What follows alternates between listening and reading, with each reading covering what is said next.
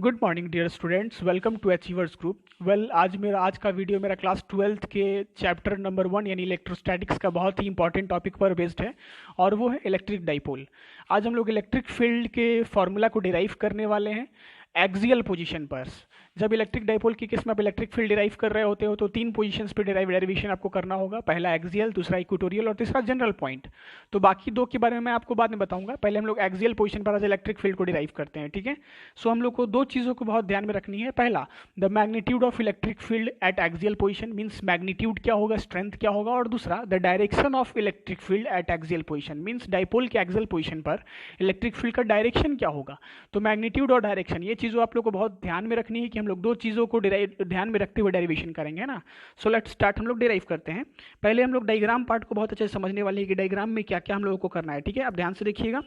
Suppose यहाँ पर एक आपका डाइपोल का डेफिनेशन आपको मालूम है, two charges of same magnitude but opposite polarity separated by a very small distance, जो कि यहाँ हम 2L लेंगे। तो अगर मिड पॉइंट से देखा जाए तो ये L और ये L हो जाएगा। 2L होने की वजह से टोटल 2L है, ठीक है। तो ये डाइपोल का डेफिनेशन है, two charges of same magnitude यानी +1 कूलम +1 Q है, but opposite polarity separated by very small distance 2L, ठीक है। हम लोग इसके एक्सेस पर ही पॉइंट P पर हम लोग इलेक्ट्रिक फील्ड कैलकुलेट करेंगे। दिस इज पॉइंट P और हम लोग यहाँ नेट इलेक्ट्रिक फील्ड कैलकुलेट करेंगे कि नेट इलेक्ट्रिक फील्ड क्या होगा। लेकिन सबसे पहले हम लोग ये समझते हैं कि इस पॉइंट P का डिस्टेंस +Q से कितना है और सिमिलरली इस पॉइंट P का डिस्टेंस -Q से कितना है, ठीक है। ये समझना, डायग्राम पार्ट को समझना बहुत इंपॉर्टेंट है हमारे लिए। मिड पॉइंट से इसका डिस्टेंस हम लोग मान लेंगे R, ठीक है। मिड पॉइंट से इसका डिस्टेंस R हो गया।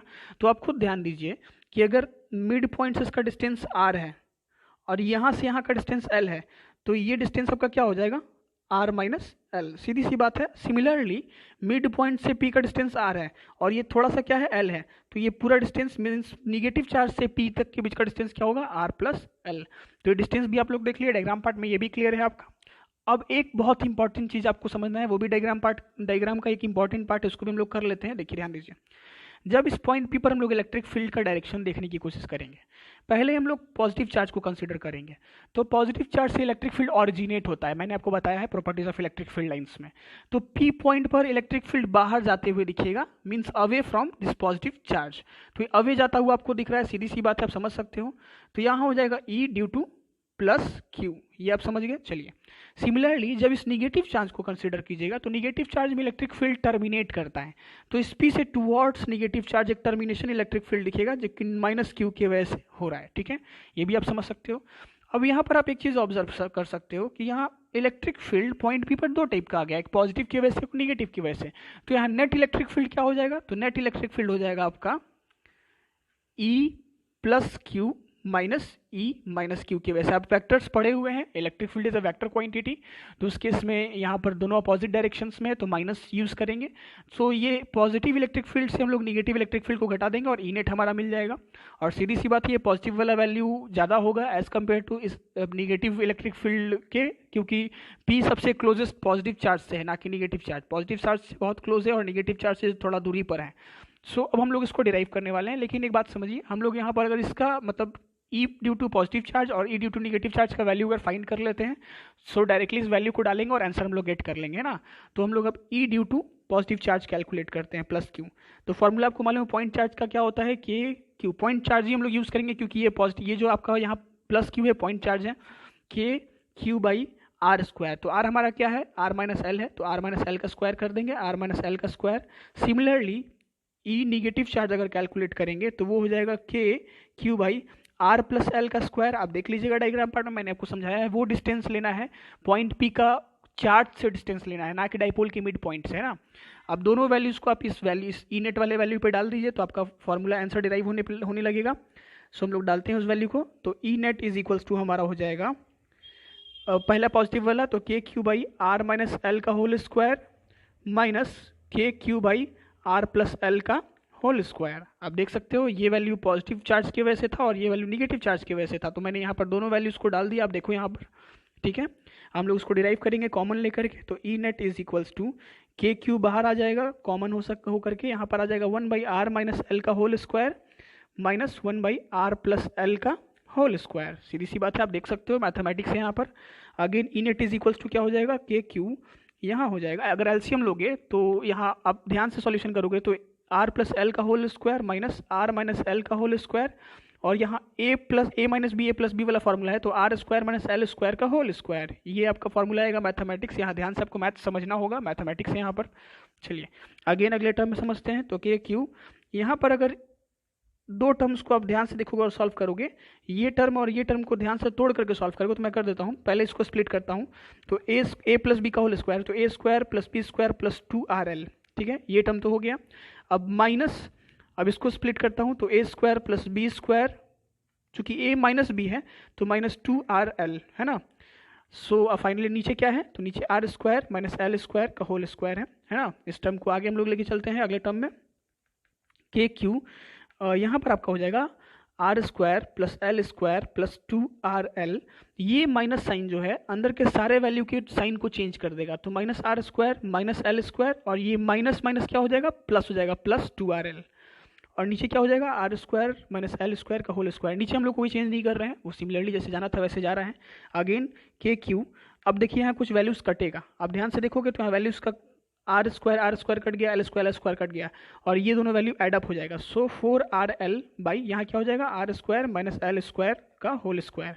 अब यहाँ पर एक चीज़ है जो आपको समझना पड़ेगा, ये एल जो वैल्यू है, एल है एक्चुअली क्या है, एल है आपका डाइपोल के बीच का डिस्टेंस, मतलब डाइपोल का दोनों चार्जेस के बीच के डिस्टेंस का भी हाफ, तो ऑलरेडी बहुत छोटा है, माइक्रोमीटर्स और माइक्रोमीटर्स में होगा वो, और ये जो पी है वो कहीं सेंटीमीटर डिस्टेंस पे होगा। मीन इन दिस केस हम लोग एल को यहाँ कंप्लीटली इग्नोर कर देंगे। आप इस बात को समझ जाइए, एल को हम लोग कंप्लीटली इग्नोर कर देंगे क्योंकि एल का वैल्यू बहुत कम है, उस पर सिर्फ उसका स्क्वायर करने वाले हैं।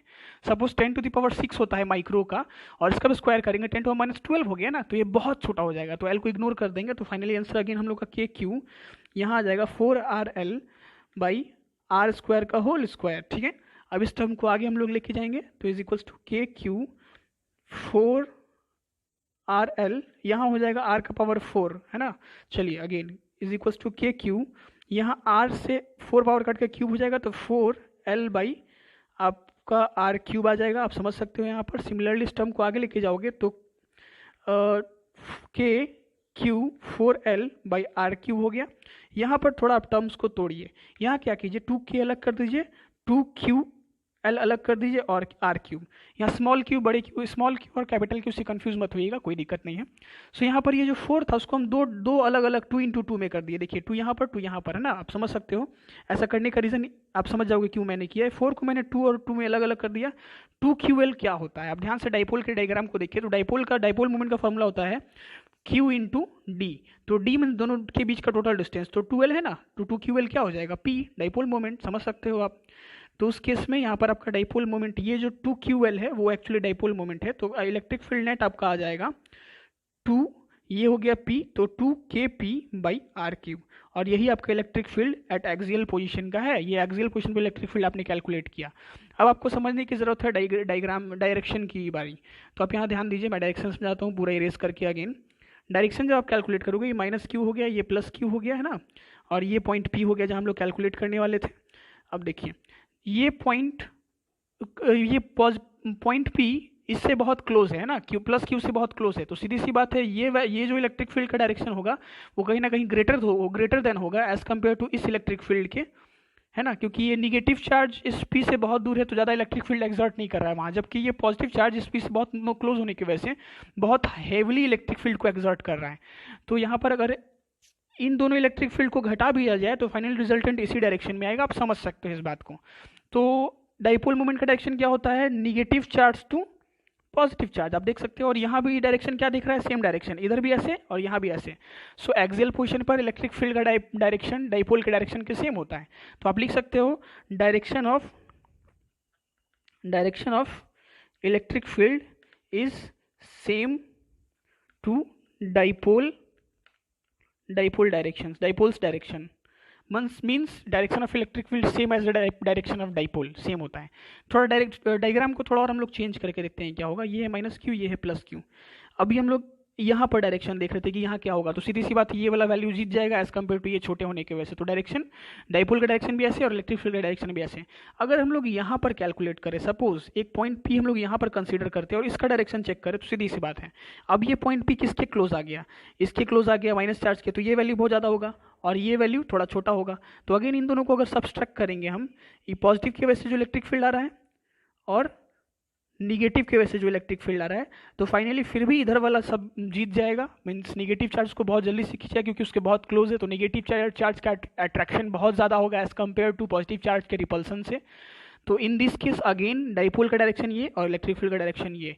मतलब ये कंक्लूजन ये हम लोगों को मिल रहा है कि आप जब भी एक्सियल पोजीशन पर कभी भी इलेक्ट्रिक फील्ड कैलकुलेट करो, एक्सियल पोजीशन पर कभी यहाँ यहाँ यहाँ किसी भी पॉइंट पर कैलकुलेट करोगे इलेक्ट्रिक फील्ड, तो उसका डायरेक्शन हमेशा डाइपोल के डायरेक्शन के ही सिमिलर होगा। Means negative charge to positive charge का डाइपोल का डायरेक्शन होता है, तो इलेक्ट्रिक फील्ड का direction similar to the direction of dipole. इस बात को आप याद रखिएगा, ये बहुत ही इंपॉर्टेंट है ये बात समझना। सो हम लोग दो चीज़ों को समझे, पहला मैग्नीट्यूड ऑफ इलेक्ट्रिक फील्ड निकाले A X I L axial position पर, वो था 2kp बाई आर क्यूब, बहुत ईजी था। ये पहला हमारा आज का पॉइंट था जो समझना था। और दूसरा हम लोगों ने क्या देखा, हम लोगों ने डायरेक्शन देखा। तो electric field at axial position, direction of d i r is direction of electric field at axial at is same as dipole's direction. तो ये दो टर्म आप लोग समझा कि इलेक्ट्रिक फील्ड का डायरेक्शन एक्सियल पोजीशन, किसी भी एक्सियल पोजीशन पर सेम होगा डाइपोल पोजीशन के। सो आज का टॉपिक हमारा एंड हो गया। मुझे यही समझानी थी आपको कि derivation of electric field at axial position पे क्या होगा, इलेक्ट्रिक फील्ड एक्सियल पोजीशन पर उसका स्ट्रेंथ हम लोग कैसे कैलकुलेट करेंगे, फॉर्मूला क्या होगा, और दूसरा डायरेक्शन क्या होगा। दोनों हम लोगों ने देखा। अगर स्ट्रेंथ कैलकुलेट कीजिएगा 2kp बाई आर क्यूब, और अगर डायरेक्शन की बात करो तो same as the direction of dipole. Exam में कभी कभी पूछ देता है आपसे कि what is the direction of electric field when you are going to calculate the electric field at axial position due to dipole. तो आपको वहाँ लिखना पड़ेगा कि same as the dipole's direction.